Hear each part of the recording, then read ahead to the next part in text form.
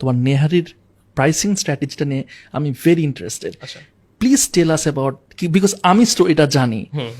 তুমি এই যে নেহারি সেল করো, বাট নেহারিতে ইউ ডোন্ট, মানে এখানে প্রফিট বেশি করো না। নেহারি কাবাব কিছুতে প্রফিট নেই। আমি আপনাকে একটা এক্সাম্পল দিই। আমার নেহারির যে র ম্যাটেরিয়ালস, ধরেন একটা পায়া যেটাকে বা নলা যেটাকে বলে, সেটা আমার মানে র ম্যাটেরিয়ালস কাঁচা অবস্থা কেনা পরে 128 টাকা। আচ্ছা আচ্ছা, সেটা আমি 16 ঘন্টা রান্না করি, সেটা আমি সেল করতেছি 200 টাকায়। স্পাইস যাচ্ছে, কত কিছু যাচ্ছে, এমপ্লয়িজ, একদম প্রফিটেবল না। সো এখানে আমি যদি একটু বুঝার চেষ্টা করি যে কেন এটা করতেছে। না না না, সেটা তো অবশ্যই। তার আগে যে তুমি 200 টাকা সেল করতেছো, আন্ডারস্ট্যান্ডেবল যে তুমি এখানে অনেক কম প্রফিট মার্জিন, অথবা এখানে লস হচ্ছে, হয়তো ওইটা লস, মানে এই প্রোডাক্টে কোনো তোমার প্রফিট নাই, বলা যায় ব্রেক ইভেন একদম। মানে আমার জাস্ট ওকে টাকা উঠে আসছে। আচ্ছা, কথা এটাই। এইটা ইউজুয়ালি অন্যরা কত দিয়ে সেল করে?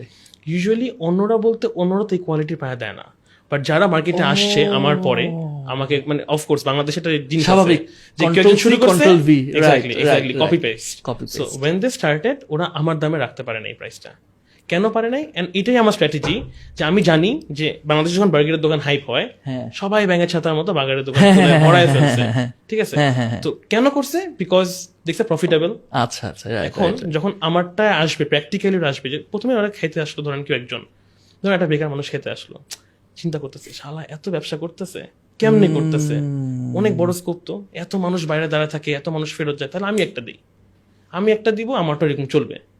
চিন্তা করবে এরকম একটা মানুষ সাধারণ মাইন্ডে, অনেক টাকা কামায় ফেলতেছে। তো আমি কি করছি, যে আমি প্রাইসিং স্ট্র্যাটেজিটা এমন ভাবে রাখছি যে তুমি না দিতে পারবে আমার মতো টেস্ট, না রাখতে পারবে আমার মতো দাম। সো আমি কম্পিটিশনটা এইভাবে কমাই ফেলছি যে তুমি দিবা হয়তো, আমি তো তোমার আগের থেকে 4 বছর ধরে তোমার, আমি আমার এখন 2020 খুলছে, নাও ইটস 2023 মিড, 3.5 বছর হয়ে গেছে অলমোস্ট। তো আমি এখন ধরেন ও চিন্তা করলো এটা দিবে, কিন্তু আমি তো থেকে 3.5 বছর আগায় আছি। তো ও আমার পর্যন্ত আসতে 3.5 বছর লাগবে, মানে 3.5 বছর লস টানতে হবে, বিকজ আমি আমার প্রোডাক্ট যেটা নিহারি মেইন আইটেমস গুলো, সেগুলো আমি বলতে গেলে ব্রেক ইভেনই দিতেছি। তাহলে তুমি প্রফিটটা করো কোথায়? এক্স্যাক্টলি। সো প্রফিটটা আমার যেটা হয়, আমি যে নানটা তান্দুর ব্রেড সেল করছি, ইভেন আমার ডেইলি যে কত পরিমাণ পানি লাগে কিনলে ওয়াটার আমার হচ্ছে 20 টাকা সেল করার এমআরপি, আমার কেনা পরে 12 টাকা 80 পয়সা, 7 টাকা তোমার লাভ হচ্ছে। টাকা আমার হিউজ পরিমাণ পানি যায়, হিউজ পরিমাণ। থিঙ্কিংটাই দেখছিস, মানে থিঙ্কিংটা কেন আমার ভালো লাগছে কথাটা, আমি সরি ইন্টারাপ্ট করতেছি। তুমি বলতে চাচ্ছ কি ভাই, আমি পানিতে লাভ করতেছি, পানিতে তুমি কি আরেকটা বাংলা হোটেল আরেকজনও তো পানিতে লাভ করতেছে, কিন্তু ও তো এভাবে চিন্তা করতেছে না, আলহামদুলিল্লাহ আমার তো 7 টাকা এখানে লাভ হইতেছে, আমি পানি বেশি করে সেল করব। মানে তোমার চিন্তা, আমার মুখটা পানি বেশি করে সেল করাটা না, কিন্তু মানুষ খেতে আসতেছে, পানি খাচ্ছে প্লাস নান, আমার যে আইটেমটা খাবে সেটাতে নানটা হচ্ছে ম্যান্ডেটরি।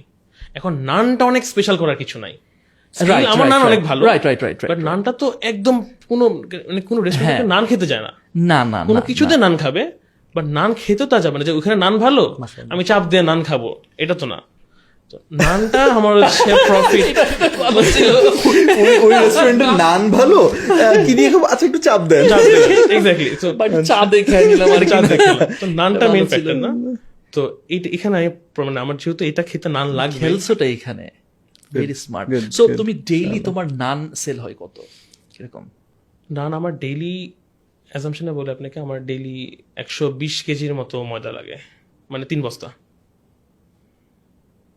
3 ঘন্টায়, মানে পার ঘন্টা 1 বস্তা চলে যাচ্ছে।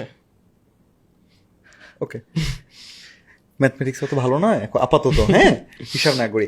আচ্ছা, আমি এরকম পজ মোমেন্ট থেকে সরাই একটু, আমরা একটু সরাই, শক হয়ে যাচ্ছে, মানে শাফিনাকে একটা মাশাআল্লাহ, মানে রিয়েলি হ্যাপি, আলহামদুলিল্লাহ। এখন তুমি বলো এত সুন্দর একটা বিজনেস হচ্ছে, তাহলে তো ঢাকা শহর থেকে শুরু করে বাংলাদেশের আনাচে কানাচে পেশোয়ারাইন হওয়ার কথা, তুমি ব্রাঞ্চ